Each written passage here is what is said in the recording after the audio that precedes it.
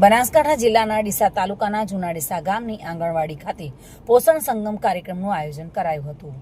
પોષણ સંગમ કાર્યક્રમ અંતર્ગત ડીસા ઘટક 1ના જૂના ડીસા સેજાના જૂના ડીસા ગામમાં 14 થી 15 જેટલી આંગણવાડીઓ આવેલી છે, જેમાં લગભગ 300 થી 400 બાળકો જેટલા આંગણવાડીમાં અભ્યાસ માટે આવે છે, જેમાં 25 જેટલા બાળકો વિવિધ આરોગ્યના માપદંડોથી કુપોષિત જોવા મળી રહ્યા છે, જેમના આરોગ્યની ચિંતા કરી સામાજિક આગેવાનો જયેશભાઈ દેસાઈ દ્વારા આ બાળકોને પોષણ કીટનું વિતરણ કરવામાં આવ્યું, જેમાં ખજૂર, ચણા, ચીકુ અને બિસ્કિટ જેવી આરોગ્યપ્રદ વસ્તુઓ આપવામાં આવી હતી અને સાથે સાથે બાળકોની સાથે આવેલા તેમના વાલીઓને પણ વિનંતી કરવામાં આવી હતી કે આપણા બાળકનું આંગણવાડી કાર્યકર બહેનો તો ધ્યાન આપે છે, પરંતુ પોતે પણ ધ્યાન આપવું ખૂબ જ જરૂરી છે।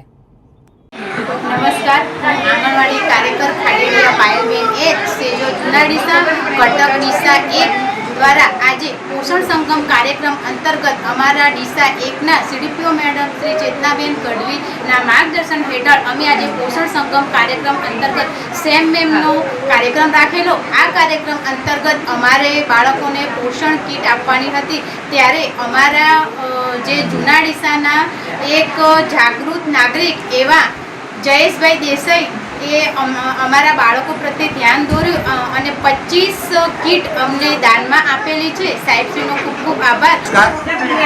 ભારત માતા કી જય। મિત્રો, આજે જૂના ડીસા ગામની અંદર લગભગ 14 થી 15 આંગણવાડી આવેલી છે અને આ 14 થી 15 આંગણવાડીની અંદર લગભગ 350 થી 400 બાળકો અહીંયા આંગણવાડીમાં આવે છે, જેની અંદર 25 જેટલા બાળકો વજનની અંદર ઓછા અને કુપોષિત બાળકો તરીકે અલગ તારવવામાં આવ્યા હતા। જે બાળકોને આજે અહીંયા કુપોષિતમાંથી સુપોષિત બને તે માટે તમામ બાળકોને અહીંયા મળવાનું થયું।